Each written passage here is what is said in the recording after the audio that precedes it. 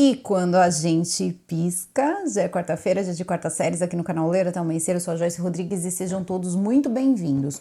Hoje eu vou trazer para vocês uma série da Netflix que tem uma história incrível, mas muito incrível. Sinceramente, eu passei horas assistindo a série, mesmo que não seja tão longa a série, para tentar entender tudo, porque assim, gente, é assim um roteiro digno de filme e seria assim incrível se não fosse trágico, mas de verdade, é uma série muito boa que fala sobre um jornalista que se chama José Luis Cabezas, que teve ali uma grande repercussão na Argentina e é um dos ícones da Argentina em questão a reportagem, em questão a pessoas poderosas, em questão a governos e a absolutamente tudo que tinha ali em torno dos anos 90. Então é muito importante, até mesmo importante essa série, porque é um capítulo quase histórico de dentro da Argentina e a gente sabe que essas coisas acabam refletindo muito em outros lugares, principalmente num país tão próximo. A série é O Fotógrafo e o Carteiro, então é muito incrível mesmo, tá lá disponível na Netflix para vocês assistirem, maravilhosa e muito interessante da gente ver como funcionam esses mecanismos. Gente, é incrível, assim, e assim a gente tem uma noção básica de tudo, como acontece em todos os lugares, sabe, do mundo, porque é basicamente o retrato de tudo que às vezes a gente para e se pergunta como isso pode ter acontecido, e aí a gente vai vendo como, tá? Desde já peço para vocês que deixem o like de vocês logo agora no começo do vídeo, que é bastante importante. Se possível, tá? Me sigam no Instagram, @JoyceRodriguesOficial, e assistam aí um vídeo depois desse, que ajuda bastante também, assim vocês recebem sempre notificação pelo próprio YouTube. Agora não é mais like, não é mais comentário, só tem que fazer tudo isso e ainda provar que você gosta do conteúdo. Então seria mais ou menos isso, se puderem fazer, sou muito grata, tá bom? Então agora eu vou chamar a vinheta e a gente já começa. Então, Penny e Jack, vinheta. Em 1995, na cidade de Pinamar, dois jornalistas, ele na verdade é um jornalista de cobertura de festas, porque Pinamar, nos anos 90, pelo que fala ali na série, ele demonstrava muito tudo aquilo que o governo queria que acontecesse com as pessoas, demonstrava, né, ali toda a riqueza que o governo queria trazer para as pessoas. Nessa época o presidente era o presidente Menem. Então tudo isso foram coisas que, né, marcaram muito, porque eram muitas festas, muitas pessoas passeando de lancha, muitas pessoas dançando com odaliscas, então eram coisas assim bem diferentes e as festas elas bombavam aí nessa região. Em 1995, estava o companheiro do Cabeças e o Cabeças fazendo ali a cobertura de uma festa de uma pessoa importante. E a festa acabou tomando, gente, uma proporção muito grande, porque ficou assim, sabe? Era para durar até 2 da manhã e acabou indo. E o Cabeças, ele era uma pessoa, primeiro que ele era um cara jovem, depois ele era um cara que ele curtia festas, ele era uma pessoa engraçada, extrovertida, e ele decide que ele quer ficar na festa. Então o colega dele faz o seguinte, vai com o carro dele embora e o Cabeças fica com um Ford Fiesta branco para depois ir embora, depois que terminar a festa e tudo mais. Acontece que isso foi no dia 24 de janeiro de 1995. No dia seguinte, o colega dele percebe que não teve retorno dele. Vamos lembrar, naquela época não tinha celular, não tinha WhatsApp, não tinha nada, então eles começam por via telefone mesmo. Ele não tinha aparecido no trabalho, então o amigo dele pega e liga para a esposa dele, para a Cristina, e pergunta se o Cabeças estava em casa. E ela diz, não, ele não apareceu desde o momento que você veio buscá-lo ontem à noite. E aí tudo começa a ficar muito, mas muito nublado, porque, gente, vai ficar assim uma situação que ninguém imaginava. Ele vai começar a procurar, e aí nessa de procurar, ele tenta até mesmo voltar na festa para ver se ele consegue falar com o dono da festa, se de repente eles estenderam para alguma coisa, só que não. Assim que ele começa o caminho, ele decide parar numa delegacia e também no hospital. E no hospital ele percebe que tem uns policiais e o parceiro dele vira e pergunta para o policial se alguém tinha visto o Cabeças, que era o fotógrafo do jornal Notícias da Argentina, que era um jornal famoso na época. O homem diz que não, mas aí ele fala, peraí, mas qual carro ele estava utilizando? Ele disse que ele estava com um Ford Fiesta branco. Então o policial começa a caminhar para outro lugar e diz, eu não tenho notícias boas. Nesse momento, o companheiro dele imagina, aconteceu um acidente, aconteceu alguma coisa de trânsito mesmo, só que ele não imaginava que ele teria que lidar com algo que nem reconhecido poderia ser, porque o que aconteceu foi o seguinte, Alguém no meio da manhã viu um carro incendiado no meio do nada e achou aquilo muito estranho, chamou a polícia. E quando a polícia chegou até o local, eles apagaram o fogo e viram que embaixo do carro, assim, como se tivesse caído da lataria do carro, mas não caiu, depois a gente vai saber o que aconteceu, estava uma pessoa. Mas eles não imaginavam quem poderia ser. Mas aí, com o amigo indo procurar por ele, o Mick, o que aconteceu foi o seguinte, o Mick falou, olha, a gente precisa achar algumas coisas, porque o relatório era minúsculo, parecia até que era um acidente mesmo de trânsito, só que tava todo mundo vendo que não foi. Então ele pegou e falou, bom, só com descrição não dá para dar, porque a situação, né, que eles encontraram o Cabeças não tinha como você fazer nenhum tipo de identificação. Então a gente já imagina, não precisamos detalhar, né? O carro estava em chamas e ele estava embaixo do carro. Então seria mais ou menos essa posição que ele poderia estar. Até esse momento ele só poderia estar. Só que tinha, né? Ele tinha com ele as chaves, que eram as chaves do escritório, do Notícias. Ele tinha um relógio, tinha algumas coisas que o fogo não conseguiu gerar nenhuma ação. Então eles chegaram à conclusão que de fato era mesmo o Cabeças que estava, né, embaixo ali daquele carro e o Cabeças havia perdido a vida. Depois disso, é feita uma perícia e eles descobrem que, na verdade, o que aconteceu foi uma queima de arquivo, alguma coisa aconteceu contra a vida dele. Não era o caso de uma pessoa que sofreu um acidente de trânsito, não era uma morte acidental, e sim um homicídio. Então a polícia começou a investigar com homicídio. Acontece que quando a gente chegar nessa parte, a gente vai ter que fazer várias entradas para antes de 1995, porque o que vai resolver, de fato, apontar as pessoas que fizeram alguma coisa, não vai ser de 95 para frente. Basicamente vai ser de 95 para trás. Por quê? O Cabeças e o seu parceiro, né, o Mickey, eles trabalhavam também com jornalismo investigativo. Por mais que eles estivessem ali fazendo coberturas de festas e tal, as festas não duram o ano inteiro. Então, eles também faziam algumas outras coisas, como jornalismo investigativo. E era o jornalismo investigativo pesado. Então, o que aconteceu foi o seguinte, eles tinham, né, a população, a sociedade, na época, tinha muitas críticas em relação à polícia argentina. Então, eles fizeram uma matéria que chamava Polícia Maldita.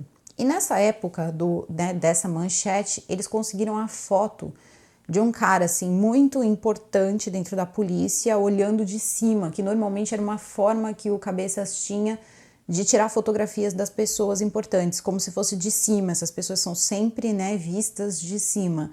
Então ele pegou e tirou essa foto. Isso afrontou a polícia demais, afrontou várias pessoas, afrontou o presidente Menem, né, que todo mundo ali já vivia numa espécie de menismo, como eles mesmos chamavam, que já era uma forma mais glamourizada de viver, e o Menem pregava muito isso, e também ofendeu demais o governador dele, que na verdade foi, primeiro ali como se fosse um presidente substituto, que aí no caso vice-presidente, depois ele foi como se fosse também o presidente, quando o presidente não podia ou não queria estar presente, então eles quase dividiam a presidência, até finalmente ele se tornar governador de Buenos Aires. O nome desse cara era Gustavo Duhalde. E ele, na época que saiu essa matéria sobre a polícia, ele rebateu isso dizendo: temos a melhor polícia do mundo. Então ele já deu ali uma contrapartida, né? Colocou ali uma opinião bem contrária ao que saiu ali na mídia. E aquilo ali também era uma forma de poder validar cada vez mais o governo. Porém, por questões políticas, entra também um outro homem que acaba entrando também como um governador, que era um homem chamado Domingos Caballo. O Domingos Caballo, ele tinha mais preocupação em relação a dinheiro. O dinheiro, né, argentino, ele se iguala com o dólar, então ele começa a fazer alguma movimentação que abrilhanta ali a imagem do Menem, que estava corrompida nessa época. O Menem que seria o presidente, estava muito envolvido em escândalos de corrupção, então tudo isso acabava dando, né, uma desfocada ali, tirando, né, os olhares das pessoas de quem importava, que no fundo era o presidente. O Caballo começa a ficar um pouco irritado com algumas atitudes que acontecem lá dentro, e ele tinha uma grande rivalidade também com o Duhalde. Por quê? Era quase como se os dois eles já tivessem aquela disposição para ser o próximo presidente. Então um queria brilhar mais que o outro. E quando o presidente Menem acaba tirando o Caballo da jogada, tira ele do governo, ele acaba ficando um pouco ressentido, mas esse ressentimento ele vai ter oportunidade de colocar mais para frente. E ele vai colocar justamente quando acontecer, então, né, a morte do Cabeças. Porque, veja bem, O Caballo, ele vai descobrir o seguinte, ele dentro desses escândalos de corrupção, ele vai descobrir que tinha um cara que era muito importante dentro da Argentina, mas extremamente importante. O Iabran, ele era um imigrante que acabou na região ali de Dois Rios e ele prosperou muito, mas ele prosperou muito, ele era muito rico. Eles estimavam que ele tinha em dinheiro mesmo ali declarado 4 bilhões, tá? 4 bilhões de dólares, não era 4 bilhões ali do dinheiro, não, era dólar. E outra coisa, dentro dos negócios do Iabran tinha uma outra coisa. Ele era assim, gente, não dava para estipular qual era o dinheiro, quanto dinheiro ele tinha e quanto dinheiro ele tinha em cada lugar. Ele era dono do Correio Nacional. Então, tudo que entrava de mercadoria dentro do país, tudo que saía de mercadoria dentro do país, cada avião de carga que chegava, tudo isso quem vistoriava era ele. O Caballo começou a pesar muito nisso, na época que ele ainda estava no governo. Sobre o Iabran, queria que descobrisse mais sobre o Iabran, porque ele foi percebendo que o Iabran estava em atividade em uma época antes, né, do que eles chamam de ditadura lá na Argentina, depois durante e depois até o governo do Menem. Ele ainda estava, né, em atividade. E aí o que aconteceu foi o seguinte, ele começou a tentar forçar ali o governo a investigar aquele cara, porque aquele cara, ele tinha o controle de muita coisa. E começou a bater muito pesado nessa questão dos correios, porque era uma forma dele também receber e tirar coisas também do país, né? Receber e mandar coisas do país, onde só ele poderia ter as informações dessas mercadorias. Vocês entendem? Então poderia passar qualquer tipo de coisa pelos correios, pelos aviões de carga que levavam coisas para outros lugares. Era um tipo de poder que não se pode dar a um civil, sem ninguém tomar conta disso, sem ninguém pedir satisfação. O que ele não sabia é que todo mundo sabia que ele fazia isso. Todos os governos sabiam, todos os presidentes sabiam. E esse cara, ninguém viu o rosto. Ele era um homem já muito assim, já maduro. Não vamos dizer que ele era velho, mas ele já tinha mais dos seus 60 anos. Não é dito qual a idade dele dentro da série nem nada, mas ele era um cara assim já vivido. E participou de tudo isso, todos esses anos, o empresário, que nunca ninguém teve uma foto dele, não existia fotografia do Iabran. Você podia cruzar com ele na esquina que você não sabia quem era o Iabran. E depois daquela matéria da polícia que caiu na imprensa, que os meninos tinham feito, o que aconteceu? Eles começaram a ouvir muito sobre o Iabran, de tanto o Caballo ficar falando disso ali na imprensa. Precisamos abrir uma investigação, então o que aconteceu? Eles decidiram investigar um pouco ele, só que eles nunca chamavam ele de Iabran. Eles sempre chamavam ele de tio ou cara, porque nem falar o nome desse cara parecia uma coisa muito bacana. Então, o Cabeças, ele começa a tentar uma foto. Primeiro ele descobre onde fica a fortaleza do Iabran e ele consegue algumas fotos. Mas ele não consegue uma foto dele, ele não consegue. E aí um dia, ele basicamente ali consegue o que seria quase uma foto, mas ficou muito ruim. E aí ele começa a perguntar para as pessoas se alguém tinha algum conhecimento ou algum conhecido que conseguisse entrar na casa dele. É quando surge um outro, jornalista que tinha esse poder, conseguiria falar com ele. Porém, durante a conversa, ele só conseguiu fazer 5 perguntas. Ele foi extremamente bem recebido, que era uma característica do Iabran, receber as pessoas muito bem, ser muito cordial. E ele disse o seguinte, e nesse dia o Menem estava junto, ele disse o seguinte, eu não dou entrevistas e tirar uma foto minha é como simplesmente pegar e disparar na minha cabeça, e fez assim, na cabeça. O Cabeças ouviu aquilo e ficou pensando, remoendo aquilo, como assim? Quem é esse cara que ninguém pode tirar uma foto? Por quê? E esse jornalista falou assim para ele, tá, você pode não dar uma entrevista, mas você pode me responder 5 perguntinhas aí e tal, só para marcar uma matéria? Aí ele falou, posso. E aí ele responde essas perguntinhas. Quando o tempo passar, o Cabeças ele vai fazer o seguinte, junto com o companheiro dele, com o Mickey, eles vão conversar e vão começar a pegar toda a movimentação, jornalista quando quer também, meu Deus, vou pegar toda a movimentação do Iabran. Vai falar, não é possível que esse cara não saia de casa, ele tem que sair de casa. Então eles começaram a recolher informações e descobriram que todos os dias, às 4 da tarde, ele andava na praia com a mulher dele. Então, o que eles fazem? Vão para essa praia com as suas esposas, ficam ali como se nada tivesse acontecido, e aí eles percebem que o Iabran está passando com a esposa. Só que nessa hora o Cabeças não tinha como tirar uma foto porque não dava. A praia estava muito cheia e ele não conseguia ter ângulo. Então, o amigo dele vira para ele e fala, se ele foi, ele tem que voltar. Então, o que que a Cristina faz, a mulher do Cabeças? Ela fala assim, eu vou ficar aqui fazendo umas poses, você tira umas fotos minhas, quando ele estiver voltando, você vai desviar a câmera de mim, vai tirar foto dele, ele não vai perceber. Gente, de fato, eles conseguem essa foto. Ele tá de roupa de banho, a mulher dele tá de roupa de banho e essas fotos estamparam as manchetes de todos os jornais da Argentina, mostrando de fato quem era o Iabran. Então, o antes do Cabeças foi exatamente isso. Quem tirou a foto? Cabeças. Quem colocou essa matéria na mídia com foto? Graças ao Cabeças. Mas eles não queriam só o Cabeças, não. É que naquele dia eles pensaram que o amigo dele estava junto. Fizeram essa matéria. E isso foi antes ali, né, do que aconteceu com Cabeças e tal. Vai demorar ainda um tempinho, a coisa vai ser pensada.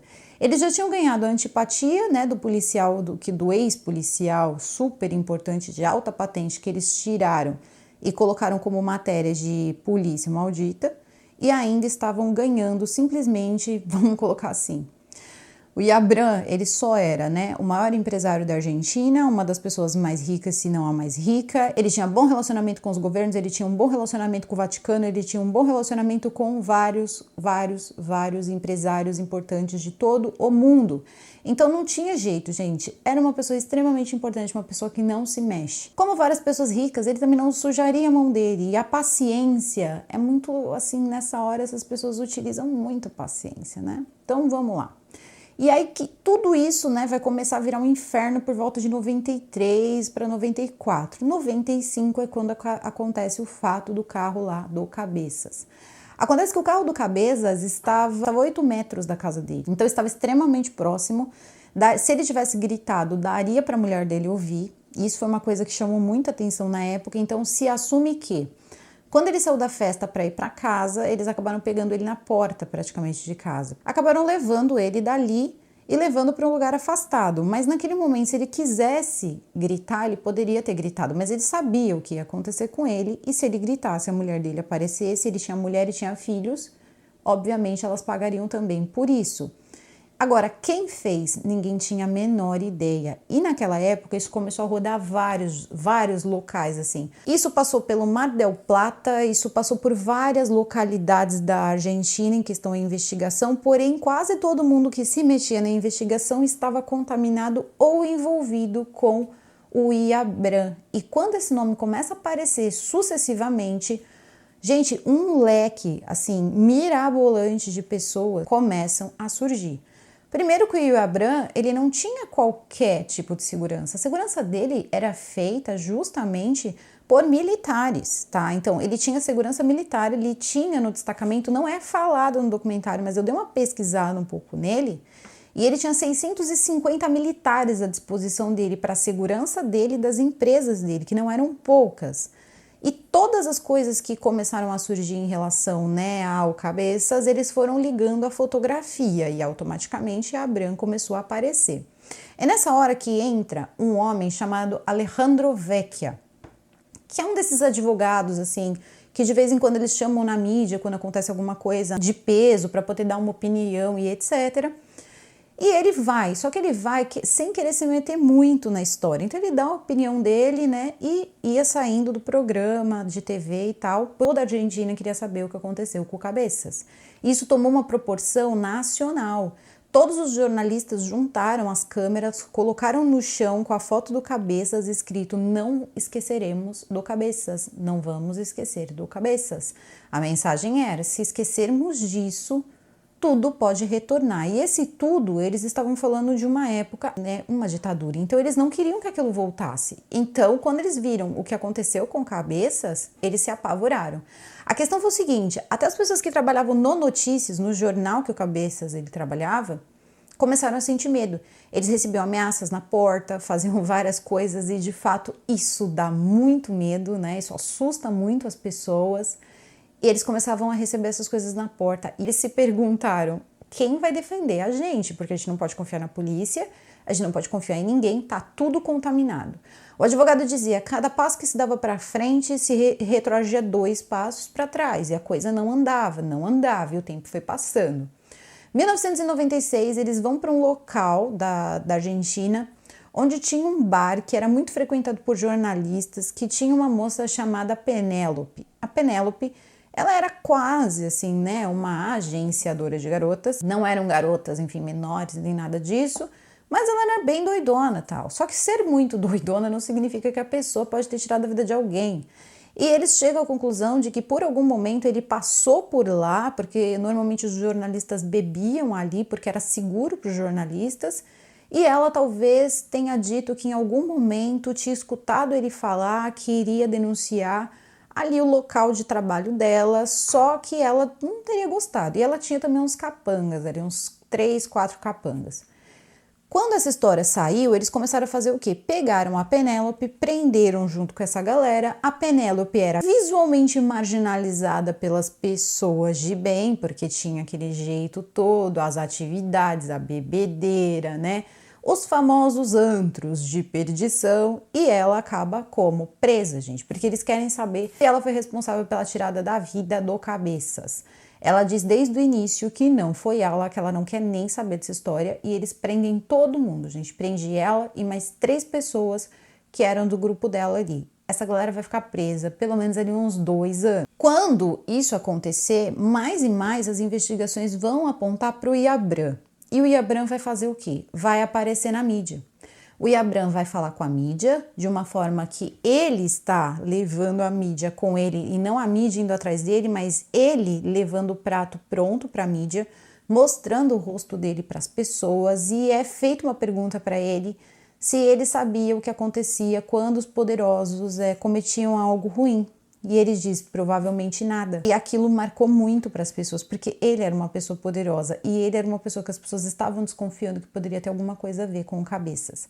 Eles foram tão longe que eles chegaram a dizer, primeiro eles tentaram resolver, quando eles viram que poderia chegar no Iabran, eles começaram a dizer que o Cabeças poderia estar envolvido com a Penélope em questão a coisas de substâncias ilícitas, assim, sabe? Ah, ele recebe, tipo, uma grana para ficar quieto ou para ajudar, ele tá metido nisso.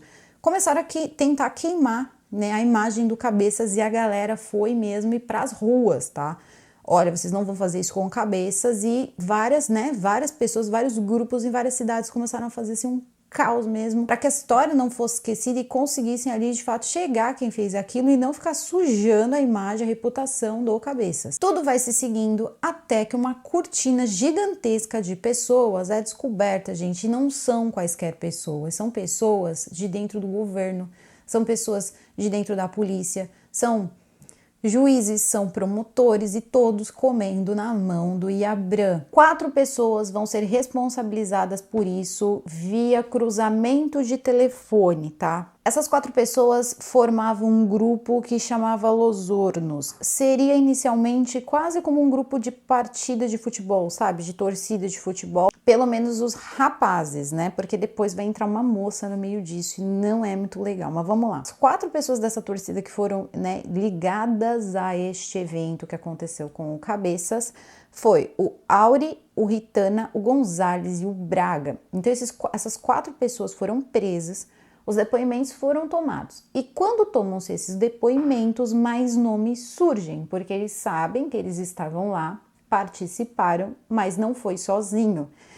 Então, eles começam a soltar alguns nomes durante ali a prisão deles. Uma dessas pessoas é Gustavo Prelesso. Guardem bem esse nome, porque esse nome vai ser bem importante. Gustavo Prelesso, ex-subchefe da polícia de Pinamar. Só foi a cidade onde tudo aconteceu, então esse nome já surge, mais uma pessoa. E também entra nessa jogada uma policial chamada Silvia, que antes, né, do que aconteceu com o Cabeças, a Silvia tinha levantado na polícia tudo sobre a vida do Cabeças e tinha entregado para esse grupo e também para o marido dela. A Silvia era quem? Nada mais, nada menos que a mulher do Prelesso, o ex-chefe de polícia, né, de Buenos Aires. Então, mais nomes também surgem, como Rubem Camarata e também Luna, da delegacia de Pinamar. Todos eles eram basicamente ali envolvidos com alguma coisa de Pinamar, mas quem vai ser a cereja do bolo nessa história de fato vai ser a Silvia, tá? Porque a Silvia depois, uma hora, vai abrir a boca porque a coisa vai ficar feia. Eu vou tentar contar tudo o que acontece com o Iabran nesse processo de uma forma rápida, até porque ele vai se livrar da acusação, veja só. O Iabran vai começar então a fazer pequenas aparições, as pessoas vão começar a esquentar, né? O clima vai esquentar, tudo vai esquentar e eles querem a prisão do Iabran para mais investigações.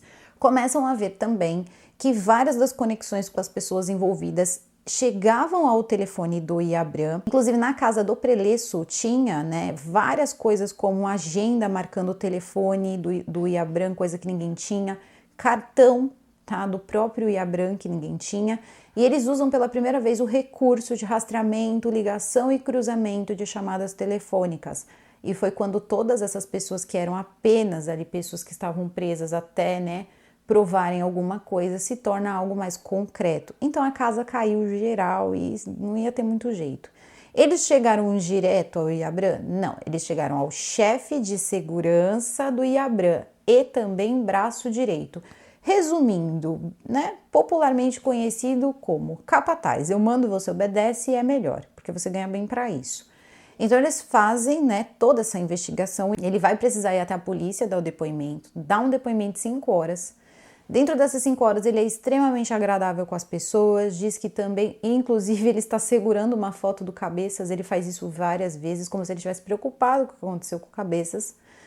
E começa ali todo o sistema ali de não, tudo que eu puder fazer para ajudar, vou fazer para ajudar porque ele merece, porque é uma pessoa do bem e tudo mais. Só que não era bem assim, porque vai ter um momento que quando as coisas estiverem bem tensas e todo mundo pressionando a polícia, precisa prender o Iabran para investigar, precisa prender o Iabran para investigar, a Silvia, que era a ex-mulher do Preleço, vai abrir a boca e vai dizer que sim, foram eles fizeram isso, mas o intuito não era esse, eles foram contratados para fazer.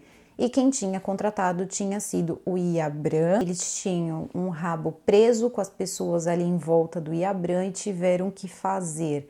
Então eles teriam levado, né, na verdade, o Cabeças para uma emboscada, onde teriam dito para eles que o que acontecia era que eles iam ter só que dar uma surra nele, não precisava fazer mais nada. E quando chegou lá, o Preleço quem fez os disparos, o Preleço teria feito uma cova rasa e ali dentro fez os disparos, colocou o carro em cima e ateou fogo, porque assim, obviamente, né, ninguém conseguiria digital, material, nada disso. Ela também dá as seguintes informações, coisa que não tinha como negar porque ninguém sabia, nem a polícia. Para vocês terem uma ideia, foi tão bem feita essa investigação que eles acreditavam que ele tinha tomado apenas um disparo e ela conta que foram 2 e que a câmera dele, a câmera de trabalho, foi jogada em um braço ali de água, né, um braço d'água e que estava em um daqueles braços d'água, aponta onde é e a polícia encontra a câmera. E a câmera era de fato a câmera, né, dele, era a câmera do Cabeças. Depois disso, não precisa dizer que ela ia falar qualquer coisa, porque ela estava praticamente ali. Uma hora, tipo, minha casa vai cair mesmo, então eu vou contar logo tudo para ver se eu consigo alguma flexibilização, porque isso já estava acontecendo. No início das investigações do que aconteceu com o Cabeças, um presidiário muito importante, né, para a polícia, que inclusive tinha prisão perpétua, ele tinha conseguido, gente, um carro e a liberdade do nada, para ajudar a polícia, ser informante da polícia. Então ela sabia que de repente podia ser o que acontecia com ela, sabe? Ela conseguiria uma redução de pena. Ela tentou trabalhar a favor da polícia, ela era uma policial, então ela sabia mais ou menos como é que funcionava. Então ela foi soltando as informações. É nessa hora que o pedido de prisão, né, na verdade o mandado de prisão pro Iabran sai, e aí que a coisa começa a pegar, porque quem encontra o Iabran? Ninguém. Começa uma procura pelo país, a Interpol é avisada porque ele poderia fugir para qualquer país e aí eles começam essa busca alucinante de onde está Iabran. O Iabran estaria em uma fazenda escondido, a polícia começa a fazer campana, depois de um tempo que eles têm essa informação, começam a fazer uma campana, eles têm certeza que ele está lá dentro, mas eles não conseguem encontrá-lo. O local era grande demais, até que eles chegam finalmente em um local ali que seria como se fosse um quarto muito grande, eles imaginaram que era o quarto do Iabran. Quando chega lá, eles começam a bater pro Iabran sair, eles percebem que o Iabran tá vivo, tá falando com eles, dizendo que não quer sair, e de repente um disparo é ouvido, e isso teria sido feito, né, o Iabran teria feito isso com ele mesmo, e aí o Iabran teria perdido a vida pelas próprias mãos, ninguém teria feito nada pra ele. E aí vem a notícia. e Abram acaba tirando sua vida. Só que antes disso, ele teria escrito 2 cartas, e essas 2 cartas apontavam os responsáveis. Ele dizia que ele era inocente e que ele não queria sair para ofender a família dele, humilhar a família dele, sair algemado. Foi uma pessoa que trabalhou muito na vida, sempre deu bons exemplos e não queria que a família dele visse ele saindo naquela situação e que ele iria fazer isso para proteger a família. Mas queria deixar naquela carta o nome dos reais envolvidos, porque ele era inocente. Ele diz que os verdadeiros responsáveis foi, na verdade, o Duhalde, né? E também o Domingos Carvalho. Então também foi algo assim que talvez pode ter acontecido por essas pessoas que teriam que proteger ele e não tenham protegido. Para vocês terem uma ideia, quando saiu, por exemplo, o pedido de prisão lá, o mandado de prisão dele, ele chegou a pedir, falar com o governador dentro da Casa Rosada, tomou chá na Casa Rosada, foi fotografado na mesa de reunião com a foto do Cabeças na mão. Então ele tinha assim muitas pessoas ali para proteger ele ali dentro, provavelmente pessoas muito bem pagas que não fizeram o trabalho dele. Ele não queria passar pela situação de sair preso daquele local. Embaixo desse bilhete com esses nomes estava escrito que ele era inocente. E todos esses envolvidos, eles vão pegar prisão perpétua. Todos. Acontece que essa prisão perpétua, a prisão perpétua mais furada que vocês podem imaginar. Eram pessoas, gente, que com recursos que foram sendo dados, sabe, durante o curso da pena, tiveram pessoas que se livraram em 1 ano e meio. Acho que a que ficou mais tempo ficou até 2005, 2015, as penas mais altas. Então em 2015 já não tinha mais ninguém preso e eram pessoas que tinham pegado prisão perpétua lá dentro. Então muita coisa começou a refletir como se fosse assim, essas pessoas também serviram para ajudar a cobertar, eles talvez fossem convencidos de que teriam uma redução na pena se confessassem certas coisas, e de fato isso aconteceu. Não de modo formal, porém de modo, né, onde as penas foram sendo reduzidas com algumas manobras que são feitas ali juntamente com o governo. Todos acabaram numa boa. Quem não acabou numa boa foi o Abram. Mas ainda há controvérsias com relação a isso, porque as pessoas dizem o seguinte: Abram não faleceu, Abram não perdeu a vida, Abram não tirou sua vida, Abram fingiu. Uma pessoa pode ter feito isso, mas o Abram deve estar em qualquer outro lugar, em um país que ele não pode ser extraditado, vivendo a vida dele, porque ele não tiraria sua vida. E uma pessoa com tanto dinheiro não faria uma coisa dessa. E começam aquelas teorias que parece uma teoria da conspiração, até parece, mas a gente também tem que pensar o seguinte: nenhuma foto nem parcial sobre isso foi tirada. Então eles encontraram o Abram lá, e aí quem encontra? A polícia. E a polícia estava toda ligada ao Abram. Quando eles foram olhar mesmo essas conexões telefônicas, gente, um dia antes do que aconteceu com Cabeças, era muita ligação entre o Preleço e o Abram. Então, assim, não tinha como dizer que não tinha nada a ver. O cara ficou puto, sim, e colocou um destacamento para calar a boca dele, porque isso mandaria uma mensagem para as outras pessoas: não se envolvam com o meu caso. Só que a coisa saiu de controle, porque sempre tem alguém que abre a boca, sempre tem alguém que fala, é muito difícil. Só que acontece que na Argentina, se você perguntar para as pessoas, eles saíram perguntando para as pessoas, tipo, em 2022, porque esse documentário é novo, se as pessoas, todo mundo lembra quem é o Cabeças, só que todo mundo tem a seguinte convicção: ele fugiu, ele forjou aquilo de alguma forma, uma pessoa no lugar dele pode ter feito isso, ou até mesmo ele pode ter forjado no seguinte: colocou ali, disseram que foi isso, mas foi a polícia que forjou tudo. Então, eles não têm certeza, entende? Que existiu essa morte. Então, no fundo, gente, tudo isso foi... o Cabeças acabou sem a vida dele. Teoricamente, o próprio, né, Abram pode estar vivendo num outro lugar, onde ninguém pode ter ideia de onde ele está. Ele tinha muito dinheiro, ele podia fazer o que ele quisesse.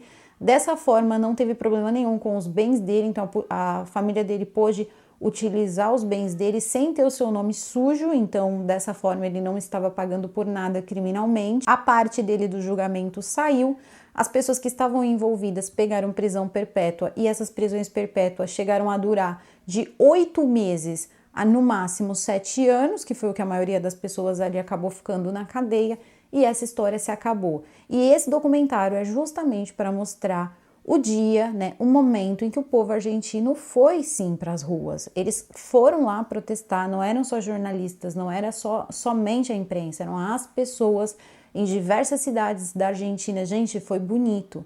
Porque, no fundo, esse rapaz era só um fotógrafo, sabe? Talvez nunca tivesse relevância no trabalho dele e ele acabou surgindo com esse movimento e derrubando, porque de certa forma acabou derrubando, de uma forma ou de outra, um dos esquemas mais bem montados da Argentina, que era o esquema com o IABRAM, porque não tinha mais jeito, todo mundo sabia que existia o governo argentino e o governo do IABRAM. E é muito triste você pensar que mesmo com tudo isso, não tem ninguém preso. Então a imprensa olha aquilo também com desgosto, a família nem se fala. E até hoje se luta para que essas pessoas voltem e paguem suas penas. Só que isso provavelmente não vai acontecer. Um desses integrantes, acho que era uma moça chamada Renata, acabou falecendo na penitenciária, e também a Silvia, que foi uma das pessoas que mais falaram, ela acabou sendo solta também. Ela foi exonerada do cargo dela no ano 2000. Porém, o Prelesso, que foi basicamente a pessoa ali, né, a quem, enfim, né, agiu, que foi uma das pessoas que mais agiram, uma das pessoas ali mais proscritas entre todas elas ali, aproveitou o tempo que ele estava preso. Detalhe, estudou de graça, tá? Ele se formou em Direito e é um advogado, inclusive várias ações foram movidas porque ele quer ter o direito de advogar. Existe uma lei que ele só pode advogar quando a pena dele acabar. Ele pegou prisão perpétua, mas parece que ele está mexendo os pauzinhos dele e vai poder fazer isso.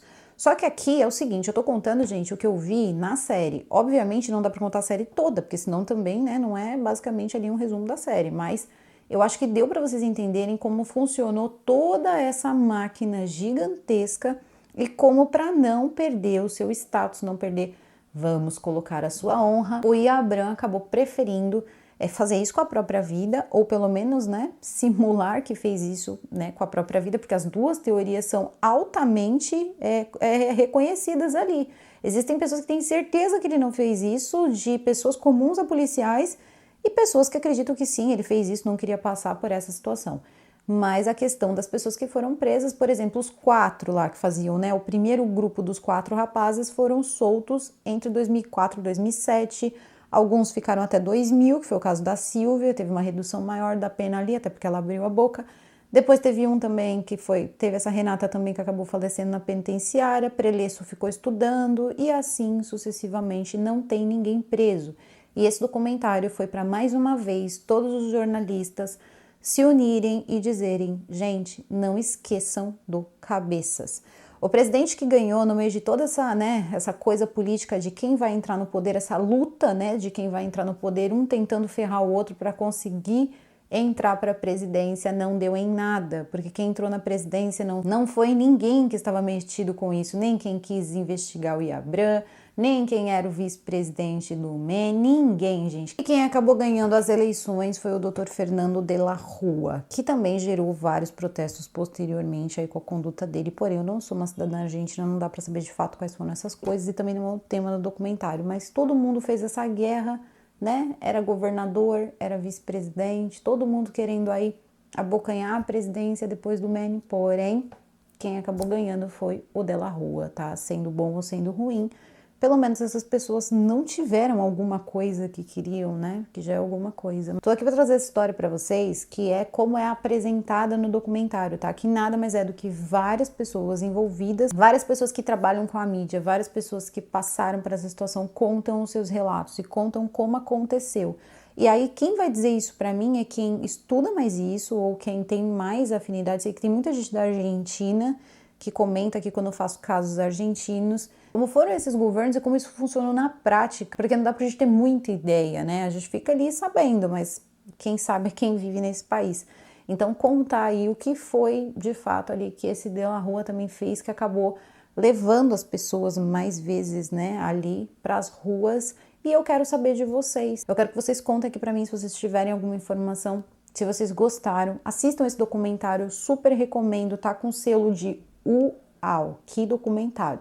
Foi muito bom, vocês obviamente vão conseguir mais detalhes, né, sobre o caso todo, mas em suma, de uma forma mais fácil para fixar na mente, eu acho que essa foi a melhor forma de contar um caso com tantos nomes, principalmente nomes políticos, que deixa a gente, ai meu Deus. Até hoje, o não esqueça do cabeças é uma, né, na verdade é uma frase muito utilizada, principalmente com pessoas que trabalham com mídia, quando algo, né, fere ali os direitos das pessoas em se comunicarem, as liberdades de expressão e tudo isso. Então, eu acho que é um tema bastante importante. Eu achei muito linda essa história, é uma história trágica, mas é uma história muito bonita, porque é uma história de união, é uma história de pessoas que lutaram por uma pessoa que gostava, uma pessoa cheia de potencial, jovem, que deixou o filho para trás, esposa para trás, e que na verdade só estava fazendo o quê? Que só estava no fundo trabalhando, né? E aquilo, na juventude, tudo parece muito mais fácil e muito menos pesado do que na realidade é. Infelizmente, ele mexeu com uma das pessoas mais, não só poderosas, mas perigosas da Argentina naquela época, tá bom?